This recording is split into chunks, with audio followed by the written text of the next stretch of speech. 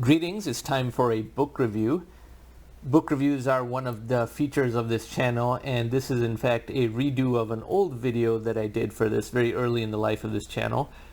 That video had poor production quality, so I am redoing a lot of those book reviews.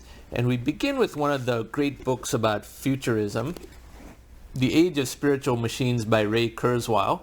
And this book has this interesting silverish cover, which I haven't really seen on any other books, but that makes it interesting in and of itself. And I purchased this book at Borders Bookstore back in 2001. You can see this receipt over here. And the reason that's relevant is that is a testament to how much technological disruption and dematerialization has occurred. In 2001, it was still normal to go to Borders Bookstore and purchase a physical book. Now, Borders Bookstore itself is gone because of technological disruption. People purchase books as ebooks nowadays, or if they purchase physical books, they order them online through Amazon. But this little anecdote of how I purchased this book is in fact relevant to the subject of the book itself. Now, this, being written in 1999, was the precursor to Ray Kurzweil's even more famous book, The Singularity is Near, which I'll also do a review for. The thing is, this book in some ways was more ambitious because he made specific predictions per year, and then some of those were wrong, and he got a lot of heat for that. And I'll talk about that in a minute. But this book is one of the first sources of information after Carl Sagan's cosmic calendar in 1980 from his TV series Cosmos that continued that educational value of the accelerating rate of change, because Ray Kurzweil talks about computation and not just processing power under Moore's law, but storage, energy efficiency, and so forth. Now, unfortunately, he gets a bit too ambitious and he asserts that computational power doubles every year, when in fact during the late 20th century it was doubling every 18 months, and after 2013 or so, it's only been doubling every 2 years or less because the old paradigm of computation has been saturating, which I speak about in this video tag in the upper right hand corner, about how a new paradigm of computing is overdue. Now, Ray Kurzweil does correctly point out how a paradigm of computing keeps handing off to another paradigm, because Moore's law, the shrinkage of semiconductor transistors, is the fifth paradigm of computing, according to him. There were 4 paradigms before that, and that's why when people say that Moore's law saturating means all technological progress is going to end, they are completely wrong, because technological progress did not begin just with Moore's law, and it's not ending with Moore's law. In fact, there is hyper-optimization in other things that are not bottlenecked by the saturation of Moore's law. Parallel computing through NVIDIA's GPUs, software innovations, artificial intelligence that can learn very fast despite the hardware limitations, and so forth. Another good thing about this book is that it speaks about the search for extraterrestrial intelligence and how logically it is impossible for any large spaceship to visit us or something like that, because dematerialization of any advanced civilization would happen much, much sooner than the ability to travel faster than light at interstellar distances in a large spaceship. And the large spaceship would be very, very redundant. This is one of the first places I have seen something like that. This has also led to my other conclusions that we are probably the most advanced society in at least our galaxy. We don't have enough data to ascertain that quite yet, but as the years pass and we still don't discover anything, that thesis gets more and more credibility, and I speak about that in many other videos on this channel. Now, one of the problems with this book is that in his ambition to create specific predictions for specific years, he propagated the error of computation doubling every year, and therefore a lot of his predictions were very premature.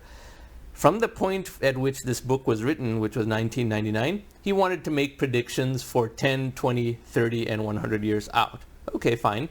10 years from 1999 was 2009, 20 years was 2019, and so forth. But the fact that he thought computational power would double every year, when in fact it was doubling every 18 months and now every 2 years, that made his predictions premature, but his various detailed predictions are all behind by roughly the same amount. So he made only one error. It's not like he was haphazard and wrong about a lot of things. He just had one error that propagated into all his predictions. Everything he said for 2009 mostly happened by 2014, 15 years hence.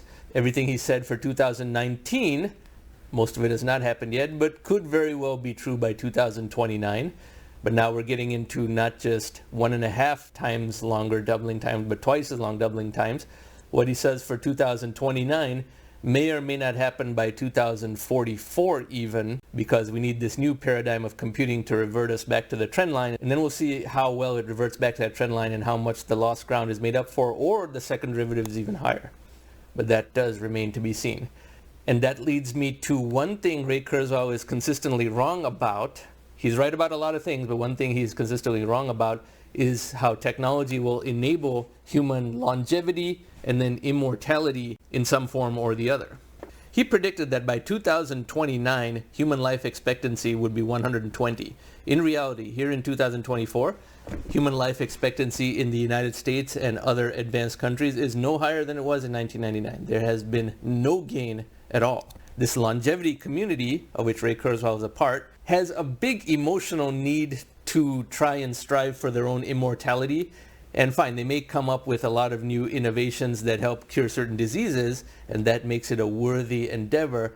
But the notion that the entire process of aging can be hacked and stalled and even reversed is something I have been vocally skeptical of for a long time, going back to the Futurist, even in 2006.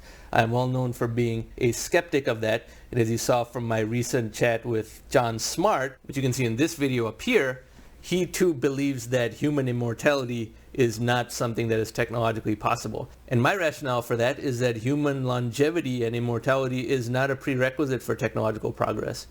Less than 1% of humans are even working on advanced technology, and even as technology becomes a larger portion of the economy, that means more and more of the work will be done by AI. So humans will continue to live normal lives, they will reproduce, and they will die, and their children outlive them until the children die, and so reproduction continues. But all these advances in medicine will only take human longevity up to about 100, and even then it will require a very diligent patient. Even in 2024, with all the health information available on YouTube and elsewhere, you still have people consuming high fructose corn syrup and deep fried foods fried in seed oil and maltodextrin and all kinds of other terrible substances like that, which shorten your lifespan. And so longevity is something Ray Kurzweil is wrong about, and that entire community is wrong about, because all the grandiose predictions that they made since 2000 have not only not come true, but not even 10% of them have come true. Human life expectancy is no higher at all than it was 25 years ago. And the notion that human lifespan in 2029 could be 120 is perhaps the single worst prediction over here. But otherwise, the rest of this book is quite excellent. Another thing of particular relevance to me is that there were 2 sentences in this book about accelerating economic progress. Just 2 sentences in the entire book. But nonetheless, that planted the seed in my mind about thought that led to my atom thesis, and how accelerating economic progress was inseparable from accelerating technological change, which would lead to deflation. So these 2 sentences, he may not have even given too much thought to this subject, because there were only 2 sentences in this entire book about that, and virtually nothing in The Singularity is Near, that was written 6 years later than this. But those 2 sentences planted the seed in my mind about accelerating economic progress. And to this day, I am the person who has written more about that subject than anyone else in the world.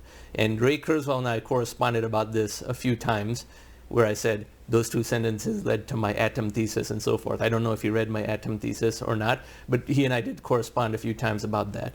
And eventually, someday, I hope to get him on this channel as well for one of those 2-hour dialogues. That'll take some time, but eventually we'll get him here as well.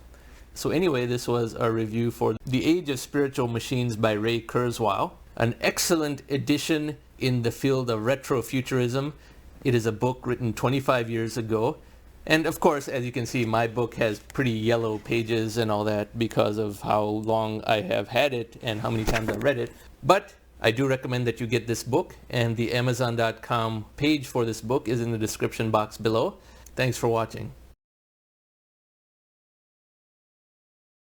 Technological singularity, Elon Musk, Tesla, inflation, Ray Kurzweil, Federal Reserve, inflation, hyperinflation, artificial intelligence, AI, Elon Musk, Tesla, Ray Kurzweil, technological singularity, singularity, universal basic income, technological disruption.